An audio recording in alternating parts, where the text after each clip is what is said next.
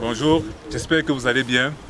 Alors j'étais en pleine réflexion dans la nature et j'ai pensé à un sujet. Je me suis dit il faut que je le partage avec vous. Ce sujet c'est la méchanceté. Ça a toujours existé aujourd'hui comme dans le passé et ça existera toujours. On va toujours rencontrer des personnes qui sont méchantes, des personnes qui sont odieuses avec nous, des personnes qui nous font souvent des commentaires négatifs ou bien des remarques négatives qui veulent toujours nous casser, qui veulent toujours nous détruire.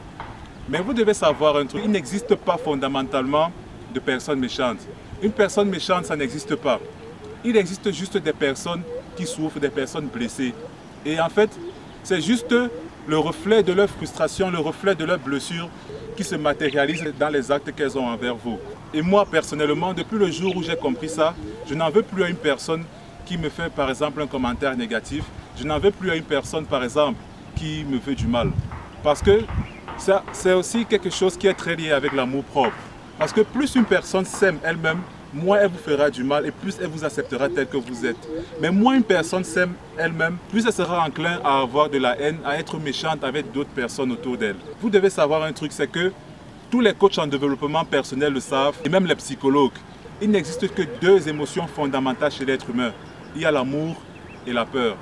Lorsque vous n'agissez pas par amour, vous allez toujours agir par peur. Lorsqu'une personne vous envoie une méchanceté gratuite, il faut savoir que cette personne, au fond d'elle, elle souffre, elle a une souffrance qu'elle cache. Cette souffrance la fait tellement souffrir que le seul moyen d'exprimer cette souffrance, en fait, c'est de faire souffrir une autre personne. Le seul moyen d'exprimer cette frustration, c'est en menant un acte qui va frustrer une autre personne. Donc, à partir d'aujourd'hui, j'aimerais vous demander d'être un peu plus tolérant avec ces personnes autour de vous qui sont méchantes avec vous, avec ces personnes autour de vous qui sont désagréables, de ne pas les juger, acceptez-les telles qu'elles sont, fixez juste les limites à vos relations. C'est un animal blessé, c'est un animal qui se sent en danger, qui est toujours très agressif. Et c'est la même chose avec les êtres humains. Donc pour terminer cette vidéo, j'aimerais vous dire qu'il n'existe pas de personnes fondamentalement méchantes, qu'il existe juste des personnes qui souffrent.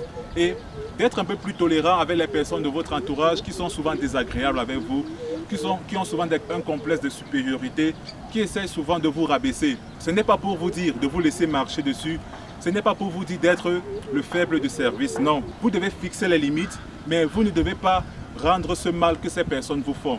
Parce que quand vous allez rendre ce mal, ça va encore plus amplifier sa réaction et vous allez entrer dans un cercle vicieux. Donc, c'est très préférable de fixer les limites et de les accepter telles qu'elles sont. Et dans le meilleur des cas, de les apprendre à s'aimer elles-mêmes. Par exemple, en leur montrant ma vidéo sur l'amour de soi. Alors, je vous remercie d'avoir regardé cette vidéo jusqu'au bout. Et moi, je continue ma réflexion dans la nature. On se dit à bientôt.